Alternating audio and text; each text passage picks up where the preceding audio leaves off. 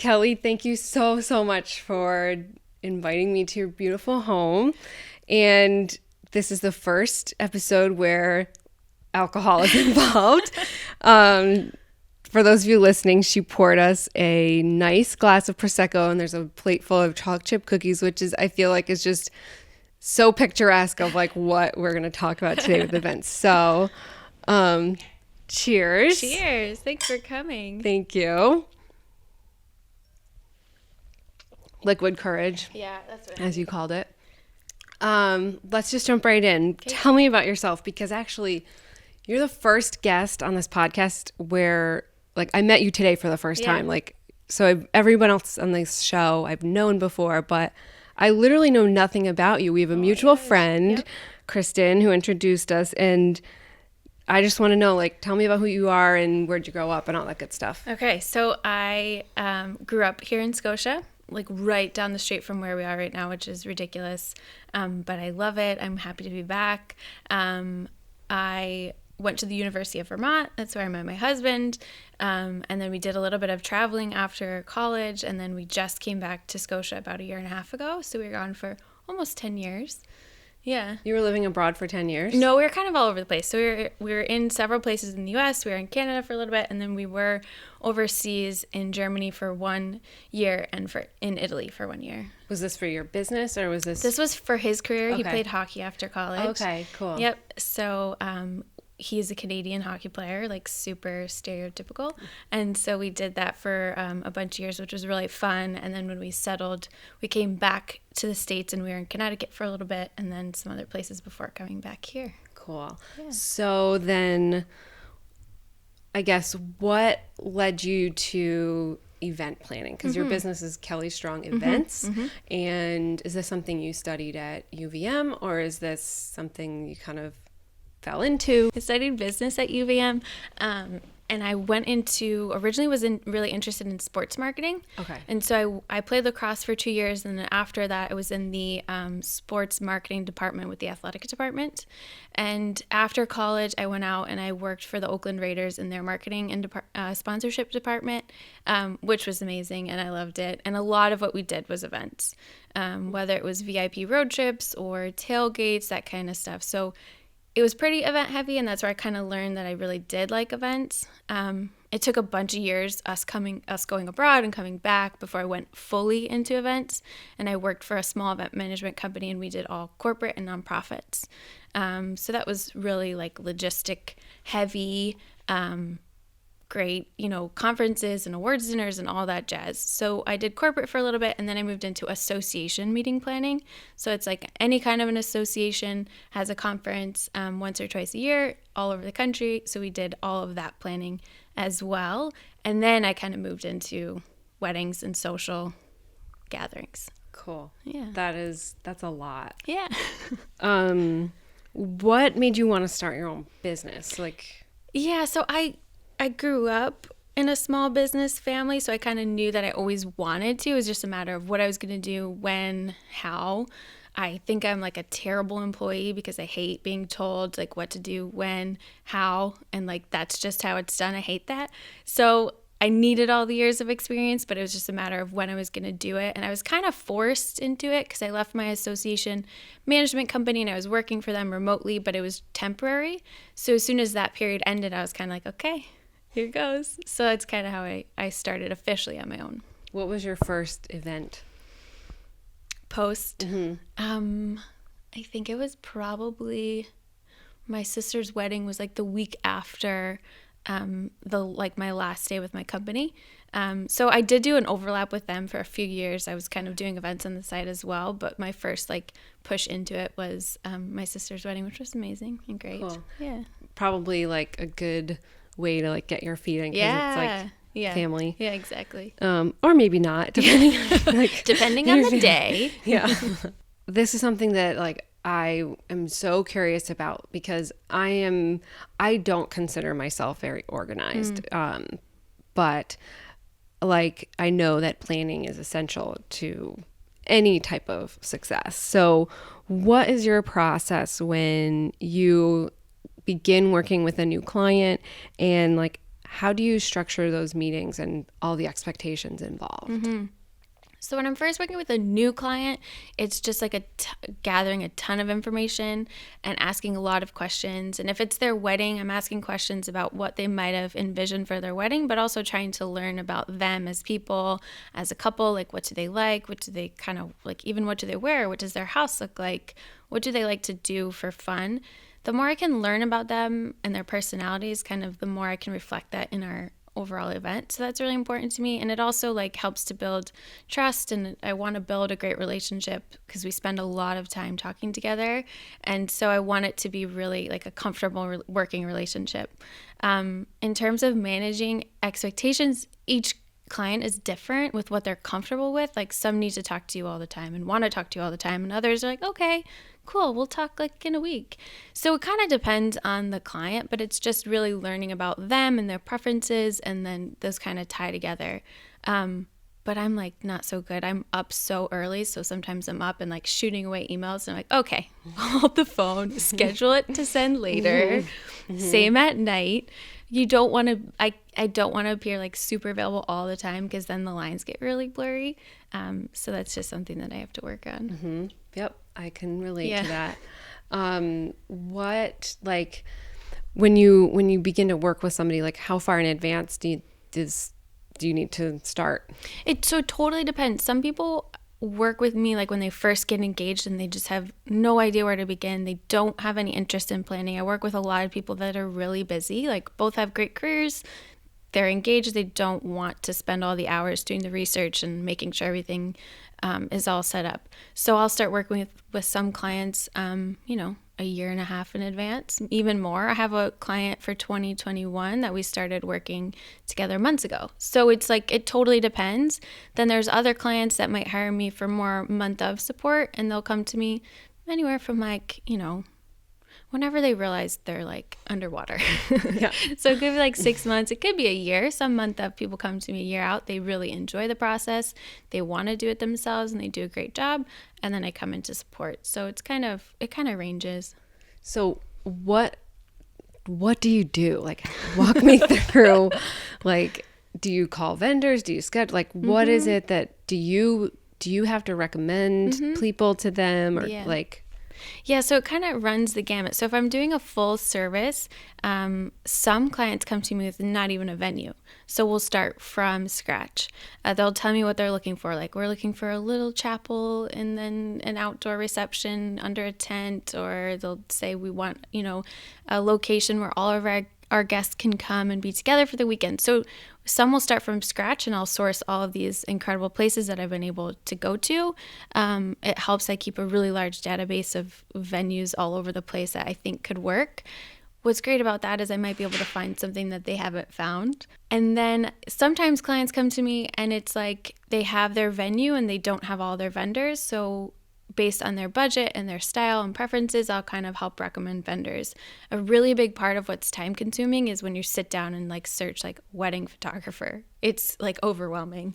So I love to like get to know them a little bit and be like, oh, I've got a great, especially like a photographer you spend so much time with on the day. So you want to have a good fit. So, based on what they like do they like light and bright photos? Okay, great. I've got somebody for you. So I'll recommend all of those vendors. And then once we have all the vendors in place, then it's a lot of meetings to iron out the details. So we'll do like a tasting meeting. We'll have a full walkthrough with the venue. We'll handle any rentals, selecting each rental item. We'll meet with the florist and perhaps do a mock-up. So it's just kind of like nailing down all of those details. And then leading up to it, it's a ton of me communicating with the other vendors to make sure that everybody's on the same page, that the design is executed properly, everything is where it should be, double checking and triple checking all the event orders, and just making sure that they have absolutely nothing to worry about on the wedding day. Wow, that's a lot. It's more than people think. Yeah, like, how do you stay organized? Like, what systems do you have to stay organized? So for me, I'm a pen and paper type of gal. So each Sunday I rewrite my list, and my list is broken out into like business tasks and then by event. So it's like what has to be taken care of immediately, and then that gets put into like my daily planner. And it's a lot of like triple checks too. So for each client, I also have like an overall wedding checklist that they can see as well on our Google Drive. That kind of keeps them on track. And then I also reference it to make sure nothing is outstanding. Also along those lines, we keep the budget there so everybody has access to it. We keep any of the vendor sourcing there as well. And then when I'm pulling an event together, because of my corporate background, I use Excel for everything. And it's just lots and lots of spreadsheets, lots of tabs, and then pull it into a big event profile that everybody works from the day of. What do you mean by event profile? So the event profile would be like every detail that might be relevant. So it's like every address for the whole day. So it could be it's the ceremony location, it's the reception location, where the bride is staying, where the groom is staying, the guest hotels. We have like a minute by minute, honestly, timeline. I know it gets long. And then we have all of the vendor contact information. If you need to call quickly, it's right there. We have hair and makeup schedule. Transportation is a really big one and can be pretty challenging. So we make sure to have each vehicle's itinerary in this document as well. Details of like, what are the parents' names? Who's the sister of the bride? All the bridesmaids, groomsmen, flower girls, ring bearers. Who are they? What's their relationship? It's just kind of detailed out. Sometimes some of the information isn't needed, but it's really good to have, And then, of course, obviously the food and beverage order and details with the venue. Yeah, it's crazy. Like, I don't think, like, going into it, I'm not sure if you haven't gotten married before or been a part of a wedding, you realize how many details actually are, like, logistically are involved. Yeah, I hear that a lot. Yeah. Can you share maybe a failure or maybe a catastrophe that's happened during, like, whether you're planning or it was during the event, and like, how did you overcome it? Like, what did you learn from it? Mm-hmm. So no matter the event, corporate or wedding or whatever, like something will go wrong, like period. Hard stop, something's going to happen that you didn't plan for. So it's like going into it, I always know it's just kind of like, I wonder what it'll be. It could be really small and minor. It could be something a little bit larger. It's just a matter of how you react to it and how you respond to it. And my goal is to never tell anyone anything unless A, they have to know, and B, until I have a solution. Like, it's not worth, it's not worth bringing anything to anyone's attention. Let's figure out a solution. It's not the end of the world. So I think always having kind of like a calm demeanor and just know that something's going to come and something's going to happen. It's coming, just a matter of what or when. I think. How did you get to that piece about it? I don't know. I think because I saw so many people get so frantic, and I'm like, why would you get frantic? It's just like just deal. I don't know. And like my husband thinks it's crazy, and people are like, you're so calm. I'm like, see, I am. But it's just trying to maintain like a balance, so I don't want anyone to get worked up in any way. So it's just, if I'm calm, it kind of calms everybody down. It's like when you're in a room with someone who's frantic, you can feel it. So it's my goal to always be like, no, everything's okay, because realistically, everything is totally okay. But I come away from every single wedding or event learning something and being, oh, gotta remember that for next time. Like what? I mean, the last wedding of this year, my assistant got to the church an hour early. We were running a little behind in the morning, and so we wanted to get her there a tiny bit earlier, but she got there an hour early, and the lights were off, and the room where we needed all of these things, the door was locked, and it was like, okay, can't find anybody. And people were already getting there because people love being early. So why? Early birds, kill me. So it's something like that. It's so silly. Another recent one from this fall was the bride and groom picked Congress Park in Saratoga for their first look. Just a lovely place to have a private moment. I helped them month of, and we realized that I found out there was an arts festival taking place. Exact same time. Congress Park isn't that huge. Like, it was going to be a mess. So it was like, oh, can't do that. So I called one of the hotels up there, had some ideas from former weddings of where we could do a first look in a different location, tried to get a different room for them. It all worked out. It presented them. The bride was happy as a clam. She's like, great, that sounds good.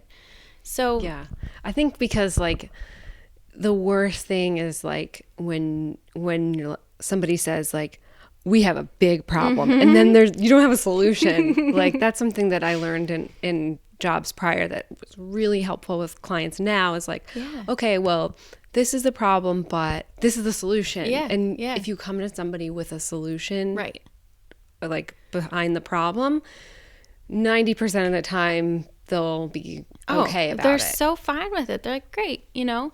And I think a lot of planners get really worked up and they're like, but it's okay, we'll figure it out. Well, now they're just stewing about it and it's not helpful for anybody. So it's kind of like, let's just come with a solution that might even be better, and, you know, it works out.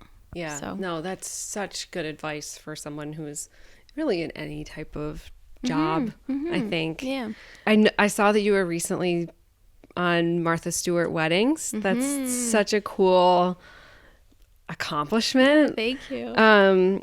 So what is your secret to growing your personal brand? Because that's something that a lot of people who are in business are trying to do, grow their brand and their following. Like, what are some things that work for you, and like how have you been able to grow? I think I'm still trying to figure it out, and for me it's been, you know, super slow growth, and just trying different things. And I think one of the biggest keys is just consistency and showing up and then trying new things. Sometimes I just have to like be brave. Like, I hate showing my face on camera on social media, but people they like it because they want to know who they're working with, and they want to kind of associate some kind of personality with like behind the grid. So it's sometimes just like pushing yourself outside the comfort zone and doing it. I think another thing is like I could compare myself all day long to other planners out there, and how much bigger they are and their followings and everything like that, and try to mimic what they're doing, but it just never feels right and it doesn't lead to anything good. So I just try to be myself as much as possible and put out a lot of good wedding content, but realizing not everyone is there for weddings. So just trying to show some other, you know, fun stuff of what I'm up to or what I like, and try to build that way. Be patient. Yeah. Patience. That's another one. It's the only. So what other events do you do besides weddings now? So I do a little bit of corporate and nonprofit. Right now I work with a local hospital, and they do a few events a year, so I'm consistently working with them, which is really nice. I like to have a little bit of the corporate work as well. It's nice to mix in. It's great experience. Because my background was in this world, I like to utilize that as well. It's just a nice change up. So anytime I have the opportunity to work with local businesses or like this local hospital, it's a great opportunity for me to get out and meet different people and be exposed to different groups of people.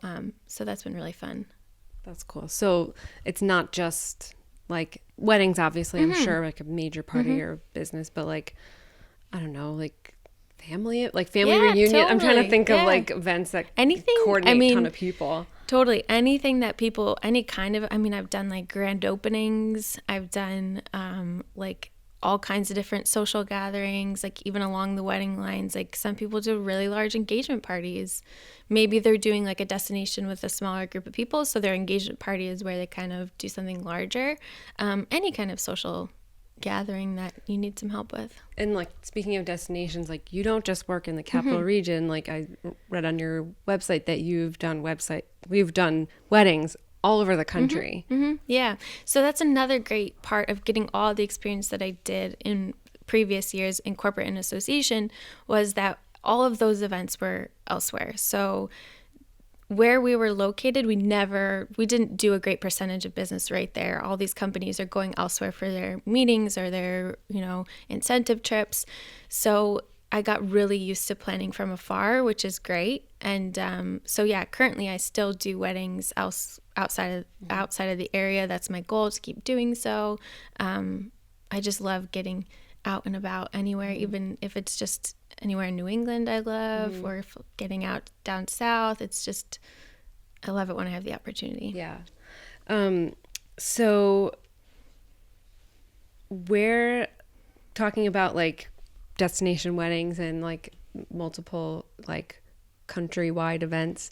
Where have like your top, or maybe your top 3 favorite places that you've planned for? It's like so hard to narrow it down. So I'm going to do top three like destinations in general. I love upstate New York, and I'm not just saying that because we're here, but there's just so many beautiful places, like down in the Catskills, up through, obviously Saratoga is a sweet spot. I love doing events there. And then up into the Adirondacks, I think there's just so much beauty and potential to do beautiful events here. So I think we're really lucky. Number 2 is Vermont. I love Vermont so much. We had a beautiful wedding there this past summer, and it was just like, it was so good to be back. And I love being there. And there's obviously, it's like the most beautiful summer, winter, all of it. And then my third is Charleston. It's just such a romantic, it is, I think it's still the number 1 wedding destination currently. And for a really, really good reason. It's just so beautiful. And there's so much, it's just so naturally romantic already. I love it. So did you live there? I couldn't didn't. remember. Okay. No, I didn't. Just worked there a few times. Okay. So what are some of the systems that you use? I know you mentioned like Google Drive and Excel, and there was another one that you mentioned earlier that you use to like plan and maybe do social media, because when we look at your Instagram, it's like, it's so beautifully curated, and it, like, I feel like all of your photos are really beautiful and like kind of look good on your grid. Like, so do you use any tools to plan your Instagram or to stay organized that you could share? So I dabbled in the tools, like the scheduling tools, and it just wasn't working for me. I'm so much more of like, I kind of want to be able to shift as needed. So right now my system is like so old school. I sit down each morning, and I usually have a plan. I have an idea of the whole week as a whole. Do you post every day? Yeah. So I do post. So each morning I post live. I have a sense of what I'm going to do, but I like the flexibility of being like, oh, this is relevant today because of X. Perhaps it was posted somewhere else or whatever it might be. So I like the flexibility. It's just like discipline of like doing it every single morning and having some ideas. So I do spend some chunks of time kind of getting some in my drafts to make sure that there's something there. The Instagram draft. In the Instagram draft. Okay. So it's nothing fancy. It's just like being prepared. Because I use Planoly. And people love Planoly. And I just didn't, it just, I don't know. It works for some people. Exactly. Yeah. What about like scheduling? Like, because you, with your assistant, like, do you have a shared calendar that you coordinate with? Yep. So a ton gets on the calendar, and I also use my personal calendar as reminders. So if there's like a deadline for an event for something, that goes into my calendar just as a reminder. And then when I'm looking at the week as a whole, 3 months down the road, I'm like, okay, pull that out to do this week kind of thing. Then it's shared calendars, just making sure schedules align. But yeah, also nothing too crazy and fancy. There's a lot of like wedding planning platforms out there that some people use. I've tried them. I find with clients, it just is so much easier for them to use something they're familiar with. I mean, so many businesses now use Google Drive, so they're already using it at work. It's simple for them. It's easy. Not a huge learning curve. No learning curve, no separate login. Like, that's just annoying. Yeah. So it just helps. Simple. Yeah, simple. I think sometimes things get overcomplicated. Like, some tools are really useful and some tools just overcomplicate things for me. So if it feels too much for me, I don't want to pass that on to my clients. Yeah, that makes sense. Makes so much sense. Who is somebody that like you look up to? It doesn't have to be in the event planning industry, but just somebody who maybe you see as a mentor or look to as like, I don't know, a guide for encouragement or whatever. So I started working with Jason Fitzgerald. She's of Jason Fitzgerald Events. She's incredible. Started working with her at the start of 2019, and she's been so influential in my business and just kind of giving me the boost that I needed to kind of look at my business in a different way. She gave me a ton of confidence. She gave me a ton of great ideas to kind of implement, helped me look at things differently.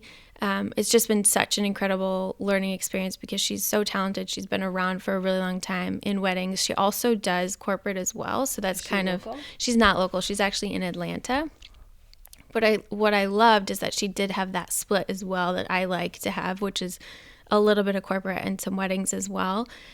So that we really connected on, and I found really helpful. And then the weddings she does, they're just so beautifully understated, which I just think is the way to go. It's just, it's so lovely and wonderful. So she's been amazing. And when I talk to her, she just sometimes gives me like the kick in the pants that I need. Just like, keep going, keep doing it. You're gonna, you'll get How there. did you meet her? Did you just reach out to her? I did just reach out to her, contacted her. I knew I had met with her, a friend of hers, for some social media help years ago.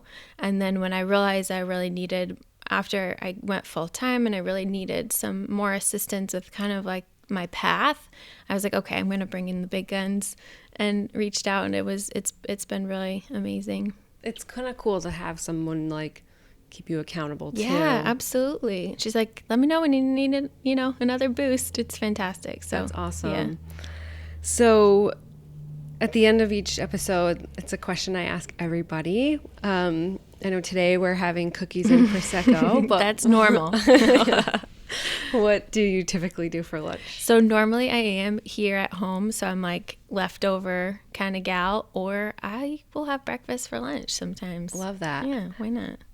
Brandon and I had breakfast for dinner at our wedding. You did? Yes. I love that. Mm-hmm. See, those are the kinds of things that are so special. Yep. And we did like a omelet bar and like God, I love that. Pancakes and all that stuff. And we didn't have a cake. Sorry, no, it's not about me, but like we didn't have a wedding cake.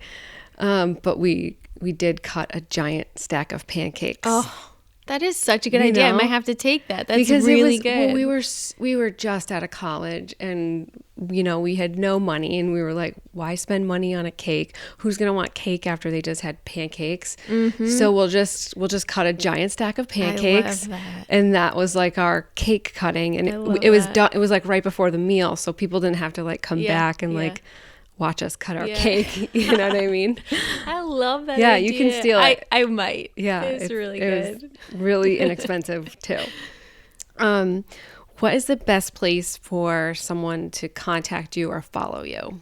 So my website is kellystrongevents.com, and you can find a little contact me tab up there. Otherwise, you can email me directly, kelly at kellystrongevents.com. I'm on Instagram mostly, which is at Kelly Strong Events. I'm also on Facebook. I'm on Twitter. Twitter lights up when it's the Bachelor season. So come January is going to be. Yeah. That's good for someone listening. If they're it's the only thing I tweet about is all things Bachelor, Bachelorette, Bachelor in Paradise. So nice. I'm there. Cool. Thank you so much for having me over. Thank you for coming. I love it. This was so fun. I think we need to drink our now we need to drink. Thank you. Thanks. That was Kelly Strong, owner and founder of Kelly Strong Events. Visit our show notes at workinglunchpod.com for links, photos, and the video of our interview. Follow us on Instagram at workinglunchpod, and if there's someone who you would like to be featured as a guest, send us a DM or email us at workinglunchpod@gmail.com. We'd love to hear from you. Thank you so much for listening to Working Lunch and subscribing. We really appreciate your love and support. And remember, your biggest strength is who you are.